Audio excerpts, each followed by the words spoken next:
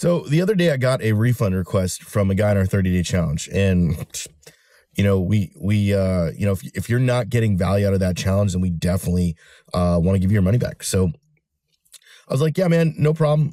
But quick question, like, what's coming up? Like, what's going on? He said, I don't think it's working. And I was like, well, what do you mean? And he said, honestly, he's like, I'm just so depressed. I can't eat. I can't sleep. You know, I can't do any of these things. And so I started looking in his account, and I looked in, our video portal, and noticed he hadn't done one assignment. He'd been in the program for a week and hadn't done one thing, like didn't watch one video, didn't attend any calls, and whatever. And I was like, look, man, I have no problem giving you a refund. It's $47. It's not a big deal. It's not the end of the world. However, I just kind of curious, like, why aren't you doing the work? And he's like, I'm just so depressed. He's like, nothing's working. And I'm like, dude, you haven't even done anything. Like, you haven't even watched a video. You haven't even done an assignment. You haven't showed up for a call. And I was like, I'm going to give you an opportunity. If you want to try, if you want to actually do it and do the work, and then after, let's see, refund you, say, in a couple weeks if it didn't actually do anything for you, or you just want to quit right now. And he immediately replied, I want to quit right now. And that, like, it's the saddest thing for me to hear a man who is so broken, who was allowed his fractured marriage, who was allowed life circumstances to so break you to where you can't even choose to do any kind of work on yourself because you want to revel in your pity. And, I can't physically be there with men and hold them accountable. I can't hold them up. I can't hug them. I can't shake them like I'd want to do sometimes and go, dude, what is wrong with you? Right? Here's a man who probably has kids, who has a job. That's everything in his life is struggling because he's allowed one thing to fuck everything up. You are bigger than your marriage, sir. You are bigger than your failed relationship. There is more to your life than pussy and a woman. It feels like shit. It feels horrible. And I've been there. I know exactly what it feels like. But the advice I would have told myself, and the advice I tell men every day, is you've got to get a hold of yourself, sir. You have got to get a grip. You're a grown-ass motherfucking man who needs to stop acting like a child. I get it. It's hurtful. It's hard. But being a man is fucking hard. Being a man is not a walk in the park. And the reason why we have men that act like this is because they've never been initiated into what it's like to be a real man. You didn't grow up with a father, or the father you grew up with was distant, or the father you had was a stepdad who just beat you up emotionally. And so you don't even know what it's like to be a fucking man. And so this situation comes and you lose your shit. And I'm here to tell you that you become a man by going through the gauntlet, by doing the fucking work. It doesn't matter what you want in life. You want to be the best mechanic in the world, you got to do the work. You want to be the greatest CEO in the world, you got to do the work. You want to be the greatest father in the world, you got to do the work. But too many of you just fucking exist for so long, and then your wife leaves your dumb ass, and you're like, I don't understand. Why is she doing this? Because your fucking fractured ego sucks, and it's killing you, and it's keeping you from being the man that you can be. You don't need her. You need you. You don't need her. You need you. You need you to wake your ass up. You need you to stop feeling sorry for yourself, and you need you to lean in and start doing the fucking work. That's what I have to say to you today. Too many times I see guys that could be in a way better place choose not to, and choose to bury their shit in alcohol, sex, whatever, drugs, feeling sorry for themselves, talking shit about their ex-wife, instead of fucking living life. You were given a breath today. You were given hope, a chance to have a good life. regardless of what she's doing, regardless of your circumstance, regardless of your situation, you can live an amazing life if you choose to. Man, I want that for you. I want that for you. But I can't want it more than you want it. You've got to want it for you. So let's get into this episode of Empowered AF 2.0.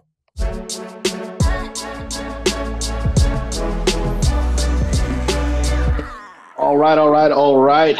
We are live with our next installment of Empowered AF 2.0. I'm your host, Mark Santiago, CEO and founder of Empowered Man. Empowered Man, where we help men who are struggling with separation and divorce get their power, confidence, and freedom back. So if you didn't know what we do, that's what we do. We are not a marriage-saving business. We're not here to save your marriage. We're here to save you as a man. Because what we found that is when men focus on saving themselves, their marriages get saved at a much, much higher rate. And those that do, honestly, end up having thriving marriages. And that's the goal, right? Who wants to just survive? That is not the mission. The mission is not to survive. The mission is to thrive. That's why we call our core component program Thrive. It's because we want every man to thrive in every dimension of life. So this week's topic is probably a trigger for a lot of you, and that's okay. That's okay. I get the negative reviews. I get the negative stars on my podcast on Spotify and Apple and whatever. That's okay, because I'm not here for everyone. I'm not going to, sugarcoat it. I'm not going to make everyone feel all warm and sunny inside. That's just not my role. And that's not what I do. And that's not what Empowered Man does. And that's because what we do is hard shit. It is hard work to do what we do. We are constantly having to hold men accountable who are lying to themselves. That's right. I said it. There is a highly, highly, highly good chance, and for not just you, but also for myself, that men are liars. Men lie to themselves all of the time. Why? Because we can only be honest to ourselves for our capacity to hear truth. And so the greater our capacity to hear truth is, the more honest we can be with ourselves. This is a profound statement, and just kind of coming to me as I'm sharing this. The more honest you are, the more capacity you have for truth, and the more truth you have in your life, the more freedom you have. The more freedom you have, the greater life you live. And so it all comes back to, and it all boils down to truth, right? It boils down to that. And so I, labeled this thing, this podcast episode, "No Bad Marriages, Just Bad Husbands." And I posted this in our Facebook group quite a few weeks ago. And the outpouring was like phenomenal, hilarious in some ways, sad in others, and astounding in others. And, I want to break down kind of the response, but before I tell you kind of what the response was, essentially this was my comment underneath, and because I knew that this would trigger some men and they would get a little frustrated and shake and stuff. I said, now, I'm 100% certain that this statement is going to piss a lot of you off. And that's okay. But imagine for a moment, if you took responsibility as a husband, if you took your responsibility as a husband that serious, where you own the state of your marriage. What if instead of hitting the she button, you hit the me button? Unfortunately, when I share this message with guys, their panties get all in a wad. And they go ape shit on me because they can't fathom the idea of responsibility. They ultimately can't separate fault from responsibility. It's not your fault you have a bad relationship, but it's still your responsibility. Look, fault indicates shame. Responsibility indicates leadership. And that's what we're here to talk about. Men are leaders. And if you don't believe that statement, get off the podcast, go somewhere else, go listen to something else, go listen to Kumbaya something. I don't know. Because if you don't believe men are leaders, then you and I, we can remain friends, but you won't be a part of what I'm doing because you won't fully understand where I'm coming from with a lot of the things that I say. And that's why it's insulting when I say these types of things. That's why it's insulting when I make these types of comments, because you're so accustomed to being coddled like a little baby that you don't want to take ownership for anything. And all you want to do is hit what we call the she button right here. You want to hit the she button instead of hitting the me button. Why? Because it's so much easier to hit that. It's so much easier to hit the she button and blame your wife for this bad marriage, this toxic. My favorite statement, everybody always says, it takes two to tango. It takes two to tango. Of course it does. Of course there are two people in the marriage. And does your wife bring things into the marriage that are toxic and unhealthy? Absolutely she does. But does that mean it's her responsibility? Does that mean it's your responsibility? So, because here's the thing is that you can have two people in a relationship and both of them bring the same amount of toxic shit, but someone has to take responsibility for the failure of the marriage. And if you're looking back and go, well, you did this and you did that and you did this, she could look at you and go, well, you did this and you did this and you did this. And you're like, well, you're comparing your moral sins and going, well, my sin wasn't as bad as your sin. Well, you're the one that cheated. Well, I didn't cheat. Yeah, but you did this. Yeah, but those aren't as bad as this. And it's just back and forth, back and forth, back and forth. Instead of just, man, own your shit. The last 5 weeks, we went through the 5-dimensional man from a lifestyle ownership perspective. And hopefully, and that was why I wanted to do that before I did this particular episode. Hopefully you saw and understood that there is some importance to that, and understanding that ownership is not just a one-time thing where you just say, I'm sorry for something, but it's literally a lifestyle in all 5 dimensions of who you are as a man. So I wanted to talk about this idea of no bad marriages, just good husbands, because not just because it triggers you, but really because I want you to come to a place where you realize there is a practical side to this. And I'm going to actually lay out 5 different things that are very, very practical for you as you consider your bad marriage. Okay. More than likely you're on this podcast because your marriage is bad, or because your wife is threatening to leave you, or she's filing for divorce, or she doesn't love you. That's the majority of the reason why men are here. But as I shared with the vision of AF 2.0, the vision is to go beyond. The vision is to go beyond what we've talked about with just, boundaries and healthy communication, things like that. And those are all important things. But I want you to experience something greater. I want to take this to a whole new level. And so that's what I'm bringing today, to talk about leadership in marriage and what that looks like. So look, if you're wondering, maybe some of you heard this, or the statement kind of sounds familiar. You're like, man, I feel like I've heard that statement. And you're right. It's because I did not invent this statement, that no bad marriages, only bad husbands. In fact, it's a statement that I got as a, how do I say this? I took somebody else's statement and massaged it to this, and I thought it fit perfectly. And because when I heard it for the first time, I was like, that's men and marriages. Holy shit. And so it's by my, not buddy, I would like to say buddy, I don't know him personally, but Jocko Willink in his book, Extreme Ownership, says that there are no bad teams, only bad leaders. There are no bad teams, only bad leaders. And this came about because they were in Hell Week, which is something they do with Navy SEALs. And they're using these big boats where you have a team of guys, like, or girls, if there's girls in there, 12, 14, soldiers who are carrying these large boats, and they're racing them up and down the shore, getting in the water, coming back, and all this stuff. And they saw that there was these really, really bad teams, and there were some really, really good teams. And so they said, you know what, let's take the leaders from the really, really good teams and put them on the really, really bad teams, and switch the leaders from the bad teams and put them on the good teams. And what happened was, over and over again, the leaders that were on the bad teams immediately turned around the work ethic, the how they did things on that boat, and those guys ended up winning the races. So all that changed was new leader, and they won. And then the ones that were the bad leaders on the good ships, they are the good boats, they got like second place or third place. They weren't quite there. So they weren't able to win, even though they had the winning team. And the only thing changed was that one leader from that boat going to the other way. And so he came up with that statement that there are no bad teams, only bad leaders. And I love that in the context of marriage, because as a man, it challenges me to not blame my wife, to not look to her to fix everything. But it says, if it's to be, it's up to me. And it doesn't mean that you don't need her help. It doesn't mean that you don't bring her into decisions. It doesn't mean you just do everything on your own, because that's toxic masculinity. That's toxic leadership. We're not talking about that. We're talking about healthy leadership. We're talking about healthy ownership. And the only way to do that is to be a leader. So the question is, are you a leader, or are you just a follower?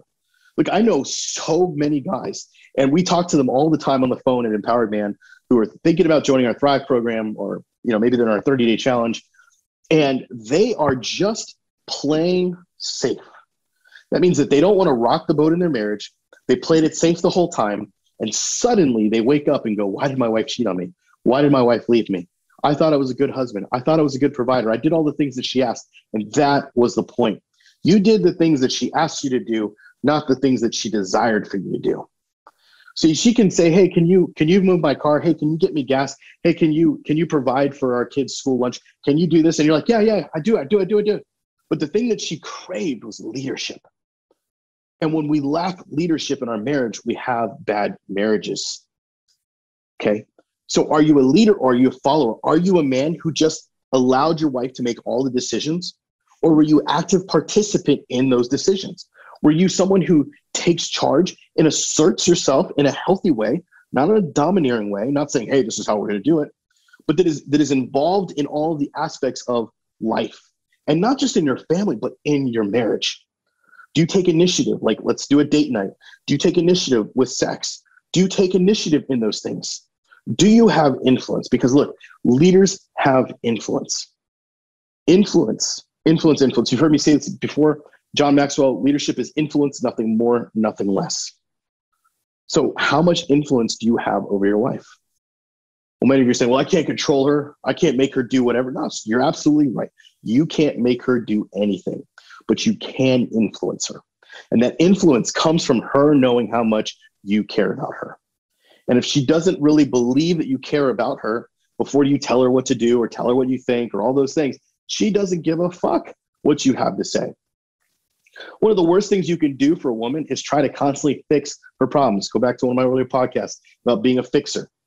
The men try to fix the problem instead of hear the problem. I got caught off guard yesterday with my wife coming to me about something my son did. We had just had the carpets cleaned, and he had gotten on the carpet and he was sitting on the carpet with his shoes, and she was frustrated, and she's like, oh, she came to me and was like, he is on the carpet. We paid a lot of money for those carpets to be clean, and it's not dry yet, and his shoes could be getting dirty.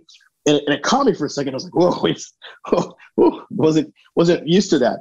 But I knew that she wasn't, number one, wasn't attacking me. And number two, she wasn't attacking my son. What she was doing was exerting frustration.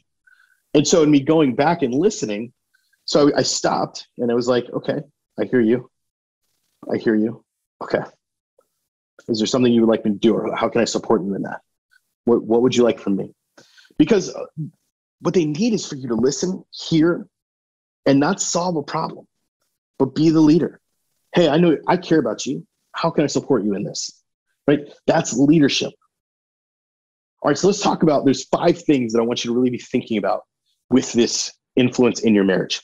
Okay. Number 1, setting and achieving goals. Leaders set and achieve goals in their marriage. Are you setting financial goals for your family? Goals for your children? Goals for how you grow as a family? Sexual goals. Do you have sexual goals for your marriage? Okay, if your marriage is still together, meaning like your wife hasn't left the marriage and all that, maybe you're just fighting, whatever. Do you have sexual goals? Do you talk about those things? Do you openly express what you want or desire in the sexual part of your relationship? Do you openly express and talk about the financial side of your relationship in terms of what you want to do financially for your family and for yourself and for her in the future? Do you talk about having budgets for each other and like where you can spend money and I can spend money and all those types of things?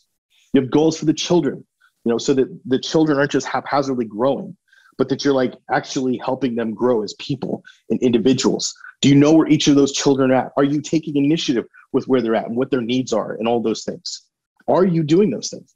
Because if you're not setting and achieving goals, you're not leading.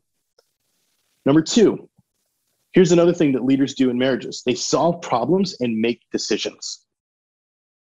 Now, solving the problem isn't solving and fixing what she's asking you to do over here, or when she's expressing those things.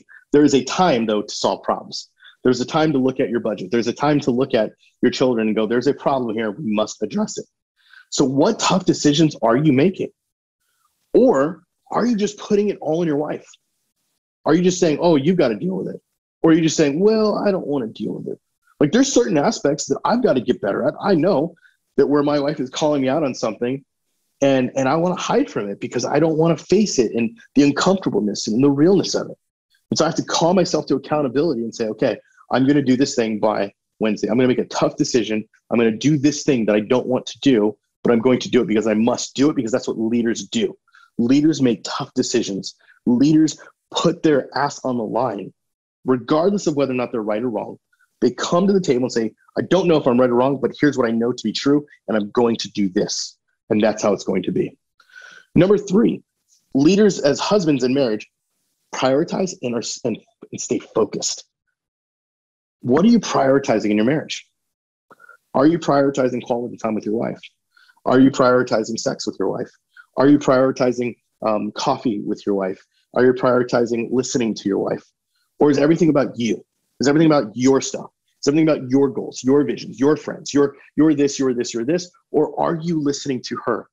Are you prioritizing her and her needs? Because guys, if you're not leading, and you're not leading well. What are you focusing on? What are you focusing on that could be standing between you and having a good marriage? Because marriages don't just dissipate overnight. Some of you come to the table and you're like, I just don't understand. We had a great marriage. We never fought. Everything was good. And all of a sudden she wants out. I don't understand. Dude, if you look at your life and how you led as a husband, you were not a good husband. These things I'm talking about here, so far we only talked about 3: setting and achieving goals, making problems and solving problems and making decisions, prioritizing and staying focused. These are things that most husbands don't do. I don't know that many husbands that do these things. I did not do this in my 17 years of marriage. I know I did not. But I made up my mind that I'm going to do these things in this marriage. And I learned from my mistakes in the past. And I'm here to tell you, hey, you can do that. And some of you still have the opportunity to do it in your old marriage, where you create a new marriage. Number 4, believe and inspire her to believe. Do you inspire your wife to believe? Is she inspired by the mission that you guys have together? Do you even have a mission? Like, what is your mission? I was talking to my wife about that. I said, what is our mission? And I was like, what would you say it as?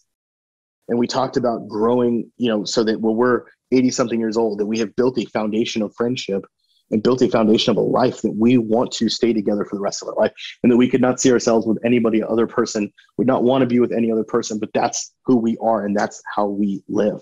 And so our mission is to become that tight of a bond. And even though we have 7 kids and a growing business and family and all these things around us, that we stay tight. That is our mission, is that we stay tight, that we never lose focus of who we are together as people, both as individuals and then together as people. And that is our mission.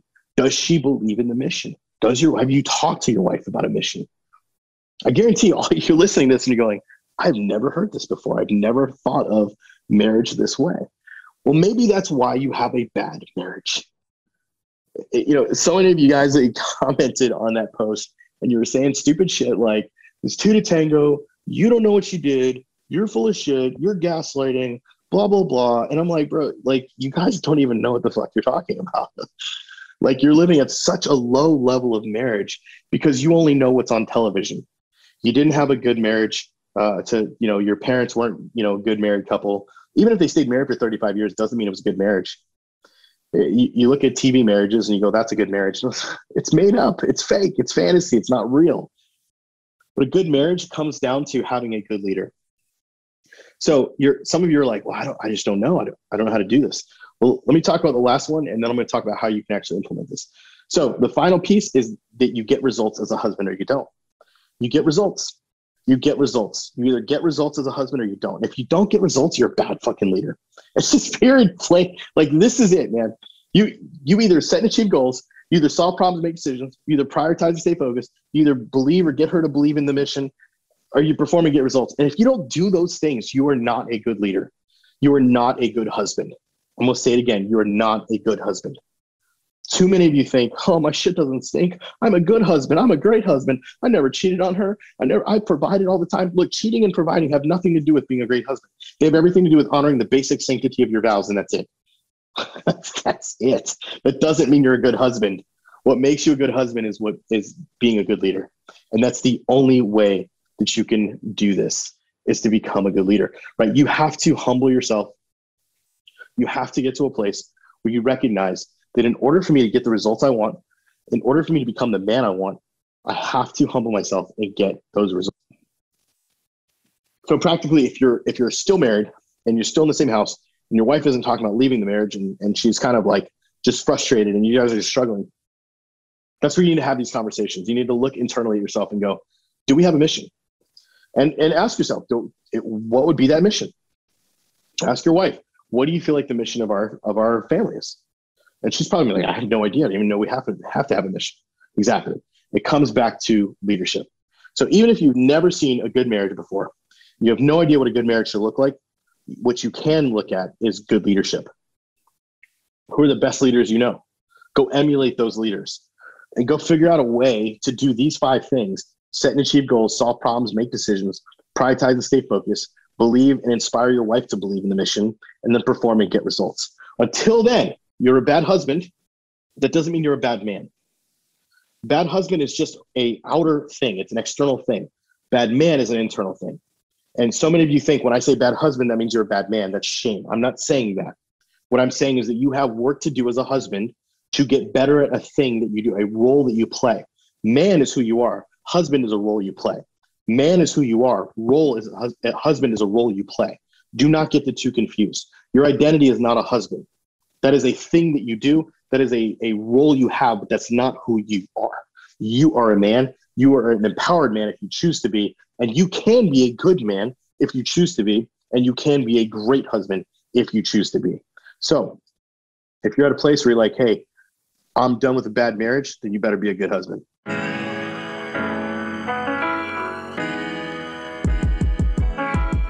Welcome to the Bourbon Moment. Join your host, M. Sizzle, J-Dub, and Mandrew as they sip on some bourbon and spit some truth. Welcome to the Bourbon Moment. Dude, Andrew, what was the first tattoo you got on your back? You said it was one on your... My initials with hockey sticks through my middle initial. It's cute. A-L, hockey sticks. AJL. AJL? Andrew Justin. Agile. Andrew Jackson? Justin. Justin? Mm-hmm. What's your middle name, Mark? William. William? Huh? Mine's Matt. William. William. See, I don't have a mic right now. What if I went by Bill? What's up, See, Mr. Bill Santiago? That never made sense to me. How does William transition into Bill? I have no idea. Bill, Billy, Buddy, Mac. Or like, I've heard like Jim and Dick. How? Yeah. How does that transition? Mm-hmm. Richard. If anyone hears this, like, or Richard. It's Richard and Dick, yeah. Still, how? If anyone has that clarity there, I'd like it. Please email us at support@empoweredman.co or podcast@empoweredman.co. Or just let us know. Like, what? Yeah, let us know how we got Dick from Richard. Yeah. Someone's going to send some article about that. Back when I was a young kid, got some of those guys in our program. Back in 1963, Richard was a dick. And that's what it came from. That's what it came from. I would be really intrigued to know. What? I would be really intrigued to know really where that came from. Please don't Google it. He's like, I'm not going to Google it right now. He had the Google it eyes on. He's like, right? Did Richard go to Dick? Siri, why is a Richard called a dick, please? Right. I don't want to know what would come up on my search tab if I did that. I'd have to do it through like DuckDuckGo. Like Jeopardy. I'll take Dick for 300 now. Dude, would you ever go on Jeopardy? I would lose. I'm one of those people, like, I know a little bit about a lot of things. I don't know a lot about a lot of things. Then there are a few things that I know a lot about, and that's where I stay in my lane. But those other things, like my daughter is always like, how do you, like, I know weird things like where football players went to college and high school and like what town they were born in, like weird stats, like games from the 80s and 90s. And they're like, how do you know that? I'm like, I don't know. I just experience them. And so I remember them. I don't know. I would be down to go on the show The Floor is Lava. You guys seen that? Never seen that. I have not seen it, but obviously my kids play it all the time. Yeah. You enter as a team. Like you have to enter as a team of like 3 to 4. And like basically they take you through different levels where the floor is lava and you have to make it through it. And some of it, like, let's say we all enter as a team of 4, but we can each choose our own way. And let's say one of us makes it and then I hit the red button. Like you can shoot slime at the other team to make them fall. You can make pieces disappear if you get there first. But then obviously they can also do the same. Interesting. That I think sounds it'd like be it would fun. be a good thing to do at a retreat. Yeah. Like one of our retreats coming up. Like we need to do things like that, like Mhm. where it's like team based, gotta do shit. Like we're not gonna be like crawling in the sand necessarily and like beating people up and telling they're fucking losers, but That's what we you can think. do team stuff like that. I always like anytime I did things like that in business school or whatever, it's like it just, I don't know, it just does something. You create a bond, if you will. So Yeah. I like doing stuff like that. That's cool. Yeah. Tallest I'm down pyramid for that. built. Yeah. I'd be down for that. I've done in this event. I'm not going to mention the company because I don't want to platform anyone else. But at this event, we did this exercise that involved hay barrels, and you had to like build something out of the hay barrels. And one of the teams built a freaking pyramid. Like I thought it was the coolest. It was way better than ours. Like we just built what looked like a hut, but theirs was a legit fucking pyramid. I think something like that would be fun. Yeah. Maybe like a paintball game. Oh, totally. Wait, paintball story. So I used to play. So I'd go to these men's retreats back in the day when I was in my 20s and 30s in Georgia, and we'd go to upstate, or not upstate, but like middle of nowhere, Georgia. So out to Atlanta, about an hour or 2 hours away. And we were playing this epic game, and it was cool. What was cool about this place was you're playing in the woods and there's leaves everywhere. So you could like hide in the fucking leaves. Like there was that many like leaves. I know. And so there was like this ditch, and you could like duck into it, and like it goes down like maybe 5 feet or so. And it was like just a pile of leaves in there. So me and another guy like go and we army crawl and get into that ditch. Now it's clearly right next to the line for the enemy, right? So we're playing capture the flag style. So we get down in there, and I'm like, all right, there's one guy left, and he's standing like 10 feet away, but he doesn't know we're there.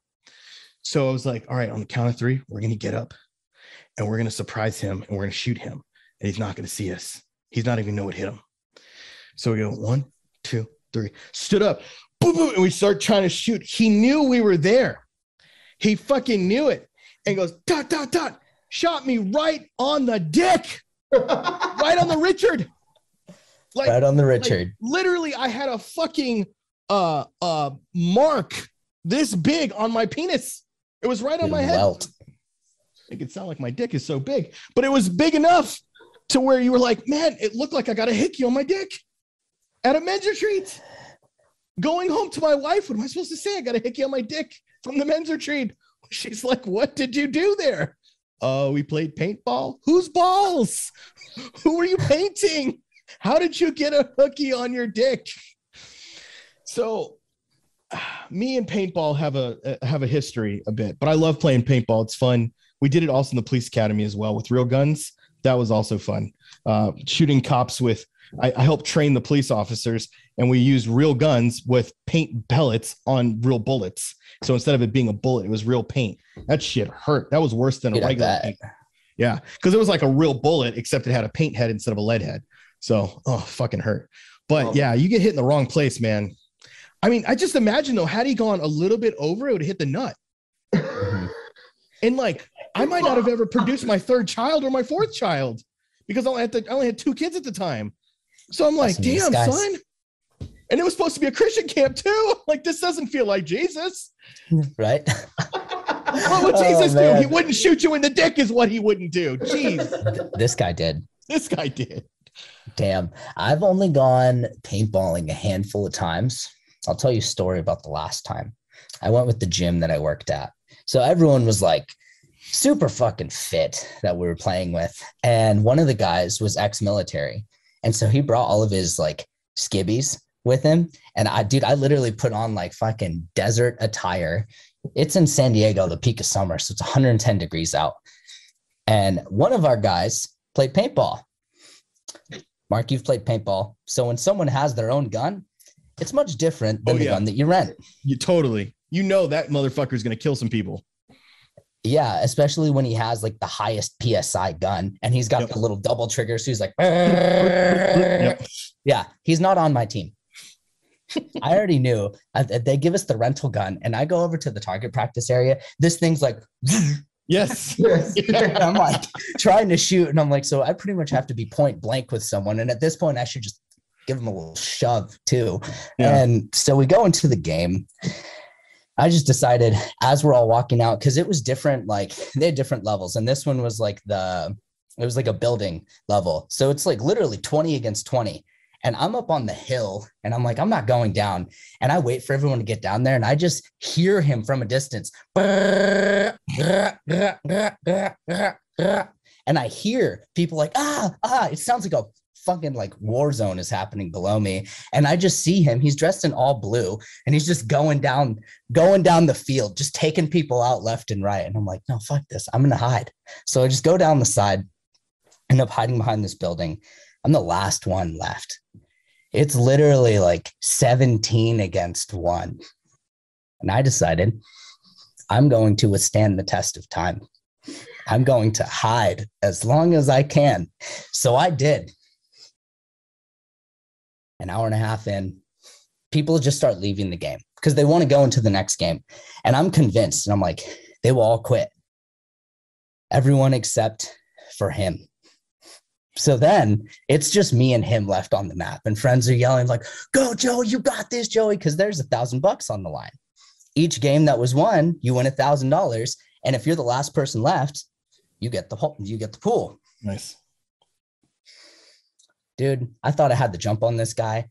He turns around, does this. I'm firing. I fired like 15 at him and I'm close enough to yell surrender. And when you yell surrender, they have the option, like you stop. Dude, he didn't care. He dropped down. This guy was like trained. He dropped down, did what a fucking barrel roll, flipped over, and in the process, I got shot 17 times from my thigh all the way up into my neck. Dude, I had 3 welts. Yeah, just straight up. And dude, I was so scared. I threw the gun up in the air, just took off the other way. Dude, it was so embarrassing. But I learned that day, I don't want to go against someone that has their own paintball gun, or I want my own paintball gun that does that. Because after I was playing with this gun, after like, dude, you shot me, you got me, you won. And this guy wasn't even a part of like our gym. He was just a random guy that hung out at the park that probably just fucked people up all day with this fucking 1200 PSI gun. But dude, I fired that thing after. It's no wonder he won. This thing, dude, it goes right where you point it. And it's firing like 15 every 2 seconds. Yeah. So when we go paintballing with the guys from Empowered Man, I'm ordering something. I'm going to order like, I'm going to dual wield.